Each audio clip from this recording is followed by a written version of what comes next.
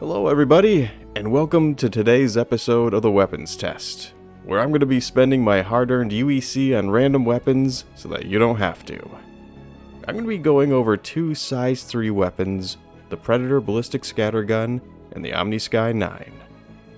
I was recently looking for a size 3 alternative to the Panther repeaters, and I couldn't have found two weapons that were more polar opposite from one another, and yet both ended up being great choices for very different reasons. The first of which is the Ballistic Scattergun. This is a close-range weapon that increases in its effectiveness the closer you get to your target. This is because it fires a barrage of shrapnel on a wide spread.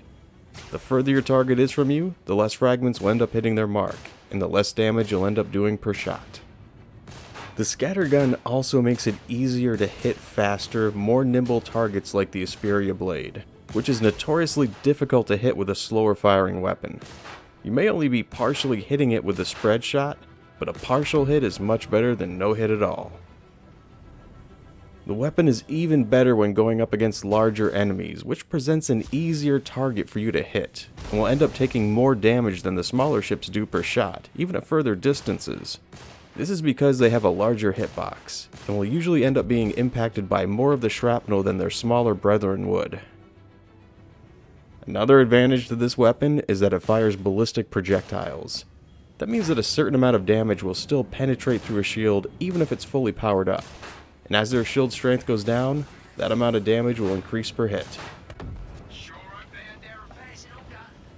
The only disadvantage is that ammunition is a finite resource, and at some point you're going to have to replenish your dwindling reserves, which would mean having to return to Cryastro, or having to call for assistance from a support ship like the Vulcan for a resupply. This weapon doesn't drain your power nearly as much as an energy-based weapon would, which makes it safer to overclock without having to worry about it overtaxing your other systems down to critical levels. And now, I'll move on to my second weapon of choice, which is the Omnisky 9. The Omnisky is a more accurate, longer range version of the repeater, but has a slower rate of fire.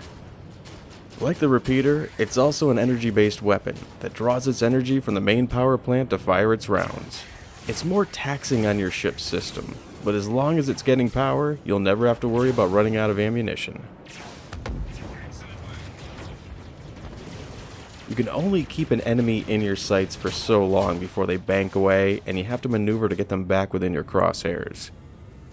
This becomes progressively more difficult of a task when chasing down a fast, nimble ship. The Omnisky takes better advantage of that narrow window by doing more damage per hit, and can fire enough times in succession to get 2 or more hits in before the target's out of range. This allows you to penetrate through its shields and deal more actual damage to it.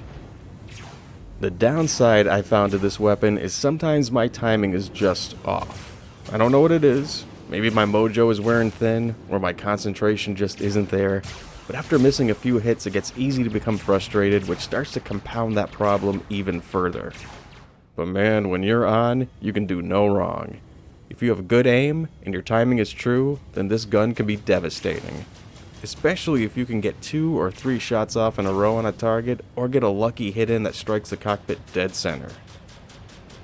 I still like the laser repeaters for their ability to provide constant saturation fire on a target, but there are a lot of better alternatives out there if you're willing to shop around and look for them. Weapons, like components, can be a little too expensive to just randomly purchase in hopes that you're gonna like them.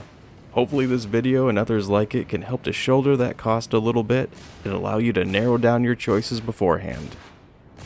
But unlike with components, there isn't a best choice when it comes to guns. There's only a right choice for you, depending on what your ship is, what kind of enemy you're going after, and what your particular brand of gameplay style is like. Well, that's it for this episode of the Weapons Test. I hope this has helped you in some way. Thanks for tuning in, and take care.